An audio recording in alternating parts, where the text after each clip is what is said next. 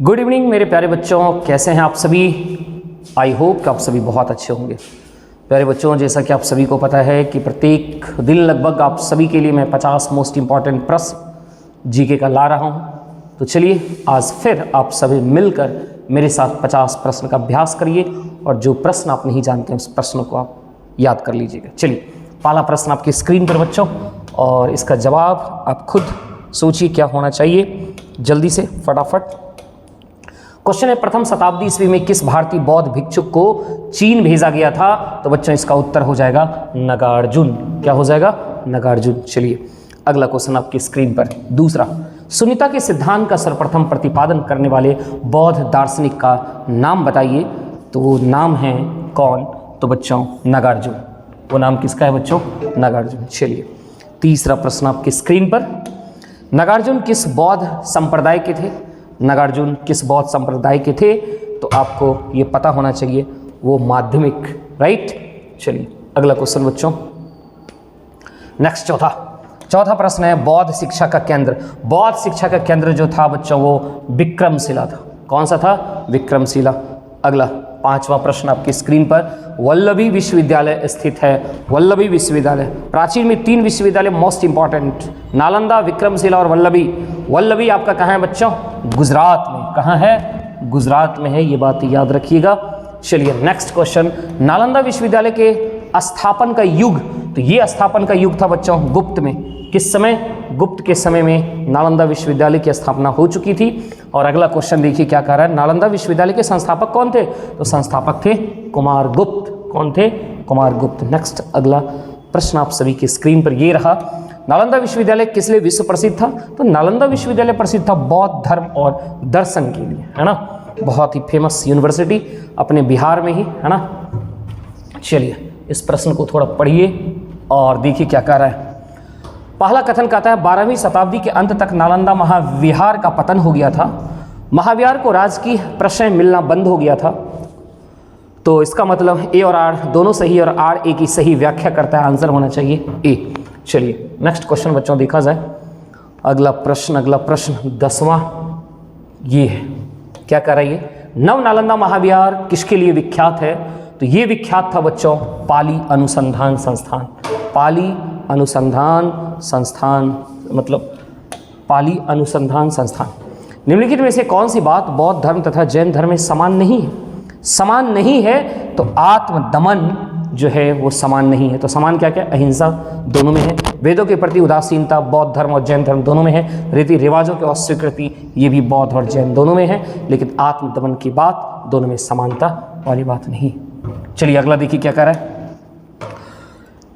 कहता है दुख है, दुख का निरोध है, दुख का निरोध है, दुख का निरोध है, दुख निरोध का मार्ग है, दुख का कारण है। अरेंज करना है तो सबसे पहले हो जाएगा बच्चों ए। सबसे पहले ए के बाद होगा डी, डी के बाद होगा बी और बी के बाद होगा सी।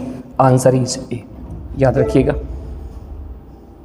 चलिए अगला प्रश्न देखिए आपकी स्क्रीन पर क्या है। बौद्ध तथा जैन दोनों ही धर्म विश्वास करते हैं कि कर्म तथा पुनर्जन्म के सिद्धांत सही हैं। That is option A is right answer. Next question बच्चों स्क्रीन पर ये रहा, देखो क्या कह रहा है। बौद्ध दर्शन के अनुसार विचार कीजिए, पुनर्जन्म नहीं होता है, आत्मा की सत्ता नहीं है। मतलब पुनर्जन्म नहीं होता है, दैट इज आंसर जाएगा आपका डी, यानी ए गलत है किंतु आर सही है। पुनर्जन्म में विश्वास करते थे, आत्मा की सत्ता में विश्वास नहीं करते थे। कर आत्मा की सत्ता नहीं है, ये बात बिल्कुल सही है, यानी पहला गलत और दूसरा सही। चलिए अगला 15वां प्रश्न क्या कर रहा है बच्चों। निम्नलिखित कथनों पर विचार करें एवं चैत्य तथा विहार में क्या अंतर है इसे बता दीजिए। तो चैत्य पूजा स्थल होता था जबकि विहार निवास स्थान होता था, है ना। और इसी विहार के नाम पर अपना विहार नाम भी पड़ा है बच्चों, याद रखना। चलो देखो क्या कर रहा है। बौद्ध स्मारक स्तूप कहाँ बनाए जाते थे? तो ये स्मारक बनाए जाते थे बुद्ध के अवशेषों पर, बुद्ध के जीवन से संबंधित स्थानों पर, संघ के प्रमुख सदस्यों के अवशेषों पर, बौद्ध मठों द्वारा अर्चना के स्थानों पर, यानी उपरोक्त में से सभी। उपरोक्त में से सभी उत्तर हो जाएगा बच्चों। चलो अगला क्वेश्चन देखते हैं क्या है। नेक्स्ट क्वेश्चन 17वां आपकी स्क्रीन पर। जैन धर्म के प्रथम तीर्थंकर कौन थे? तो जैन धर्म के प्रथम तीर्थंकर थे ऋषभदेव। कौन थे बच्चों? ऋषभदेव, है ना।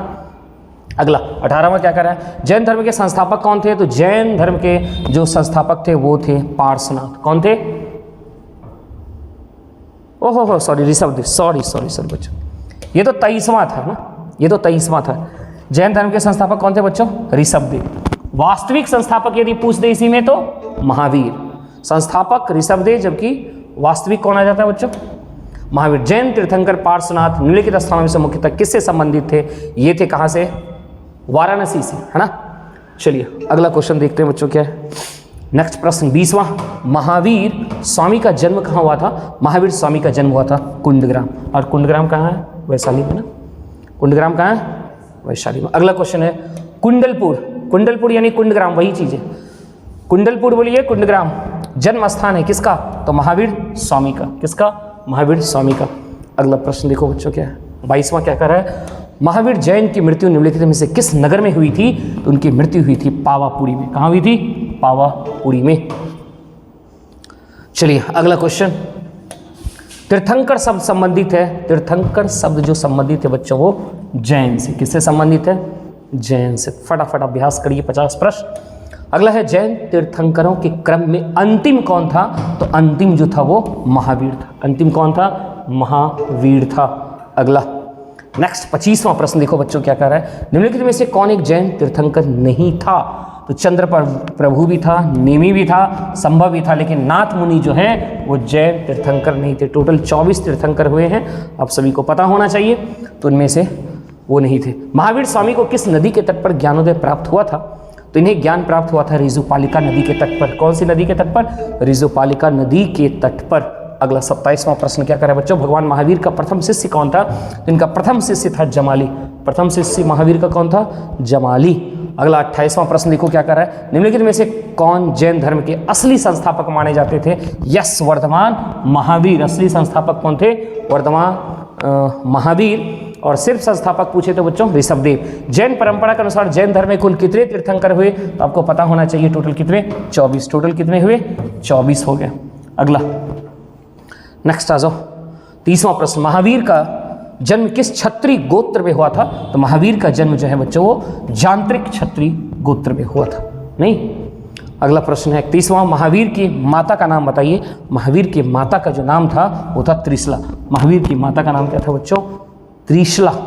अगला 32वां प्रश्न देखो क्या कर रहा है, महावीर एवं बुद्ध दोनों ने किसके शासनकाल में उपदेश दिया? ये दोनों बिंबिसार के समय में ही उपदेश दिए थे। बुद्ध और महावीर दोनों ने बिंबिसार के समय में। अगला प्रश्न है महावीर का मूल नाम क्या था? तो महावीर का जो मूल नाम था वो वर्धमान महावीर। अगला नेक्स्ट है 34वां प्रश्न क्या कर रहा है, आजीवक संप्रदाय के संस्थापक कौन थे? तो आजीवक संप्रदाय के संस्थापक थे मखली गोसाल। कौन थे? मखली गोसाल। नेक्स्ट क्वेश्चन 35वां, जैनवाद में पूर्ण ज्ञान को निम्न रूप में उल्लेखित किया गया है। जैनवाद में पूर्ण ज्ञान मतलब कैवल्य। पूर्ण ज्ञान मतलब कैवल्य। अगला प्रश्न स्क्रीन पर ये रहा, बुद्धवाद और जैनवाद आंदोलन आवश्यक रूप से निम्नलिखित के विरुद्ध थे। तो ये विरुद्ध थे ब्राह्मणों के रिवाजों तथा औपचारिकताओं के। ब्राह्मणों के रिवाजों तथा औपचारिकताओं के विरोध में था। अगला है प्रश्न, निम्नलिखित में से बौद्ध धर्म एवं जैन धर्म पर्याय है। तो ये पर्याय किसका है? अहिंसा का। किसका पर्याय है बच्चों? अहिंसा का। अगला 38वां प्रश्न, अनुव्रत सिद्धांत का प्रतिपादन किया था। तो अनुव्रत सिद्धांत का प्रतिपादन किया था जैन धर्म ने। किसने? जैन धर्म ने अनुव्रत सिद्धांत का प्रतिपादन किया था। स्यादवाद सिद्धांत का भी प्रतिपादन किसने किया था? तो जैन धर्म ने ही किया था। स्यादवाद का भी किसने किया था बच्चों? तो वो जैन धर्म ने ही किया था। अगला, जैन धर्म का आधारभूत बिंदु क्या है? तो जैन धर्म का आधारभूत बिंदु है अहिंसा। जैन धर्म का आधारभूत बिंदु क्या है बच्चों? अहिंसा। 41, निम्नलिखित में से कौन सबसे पूर्वकालिक जैन ग्रंथ कहलाता है? तो सबसे पूर्वकालिक जैन ग्रंथ जो है वो कहलाता है 14 पूर्व। क्या कहलाता है? 14 पूर्व। अगला नेक्स्ट क्वेश्चन है आपका, त्रिरत्न सिद्धांत। ये त्रिरत्न बच्चों बौद्ध में भी है और जैन में भी है ना? वहां है कौन कौन सा? सुत्त पिटक, अभिधम पिटक, विनय पिटक, है ना? इसको त्रिरत्न वहां भी बोलते हैं ना। यहाँ त्रिरत्न है सम्यक धारणा, सम्यक चरित्र और सम्यक ज्ञान। जिसे त्रिरत्न के नाम से जानते हैं, और ये जैन का है। किसका? ये जैन धर्म के त्रिरत्न हैं। अगला 43वां, जैन संप्रदाय में प्रथम विभाजन के समय श्वेतांबर संप्रदाय के संस्थापक कौन थे? तो श्वेतांबर के संस्थापक थे स्थूलभद्र, है ना। कौन थे बच्चों? स्थूलभद्र। चलिए अगला प्रश्न स्क्रीन पर 44वां क्या कह रहा है? प्रथम जैन महासभा का आयोजन कहाँ हुआ था? तो प्रथम जैन महासभा का आयोजन हुआ था पाटलिपुत्र में। कहाँ हुआ था बच्चों? पाटलिपुत्र में। अगला 45वां प्रश्न, द्वितीय जैन महासभा का आयोजन कहाँ हुआ था? तो द्वितीय हुआ था वल्लभी में। द्वितीय कहाँ हुआ था? वल्लभी में। अगला 46वां प्रश्न क्या कर रहा है? जैन साहित्य का संकलन किस भाषा व लिपि में किया गया? तो जैन साहित्य का संकलन जो है बच्चों वो प्राकृत और अर्धमगधी में किया गया। प्राकृत और अर्धमगधी में। अगला प्रश्न क्या कर रहा है? निम्न कथनों पर विचार कीजिए। वर्धमान महावीर की माता लिच्छवी की नरेश चेटक की पुत्री थी। नहीं, चेटक की पुत्री नहीं, चेटक की बहन। चेटक की कौन थी? बहन थी। इसका मतलब पहला गलत। गौतम बुद्ध की माता कोली राजवंश की राजकुमारी थी। बिल्कुल सही। 23वें तीर्थंकर पार्श्वनाथ बनारस के थे। ये भी सही, यानी आंसर होना चाहिए 2 और 3, यानी आंसर सी, राइट। अगला 48, जैन धर्म श्वेतांबर एवं दिगंबर संप्रदायों में कब विभाजित हुआ था? तो ये विभाजित हो गया था चंद्रगुप्त मौर्य के समय में। चंद्रगुप्त मौर्य के समय में विभाजित हुआ था। अगला है, स्वामी महावीर के भिक्षुणी संघ की प्रधान कौन थी? तो भिक्षुणी संघ की जो प्रधान थी वो थी चंदना। कौन थी? चंदना। और नेक्स्ट बच्चों अगला प्रश्न आ जाओ, 50वां आपकी स्क्रीन पर। अनेकांतवाद निम्नलिखित में से किसका क्रोध सिद्धांत एवं दर्शन है? तो ये है बच्चों वैष्णव मत का। तो प्यारे बच्चों ये थे आप सभी के 50 मोस्ट इंपॉर्टेंट प्रश्न जो कि आप सभी मेरे साथ अभ्यास किए होंगे, और यदि आप नहीं जानते होंगे जिस प्रश्न को, उसे जरूर याद कर लीजिएगा, और ऐसे ही लगातार आप अपने ज्ञान को बढ़ाते रहिए। और बच्चों वीडियो कैसा लगा? अच्छा लगा तो जरूर लाइक करिए, कमेंट करिए, और अपने दोस्तों तक शेयर भी करिए। यदि आप हमारे चैनल पर न्यू हैं तो सब्सक्राइब करना ना भूलें। Thank you so much.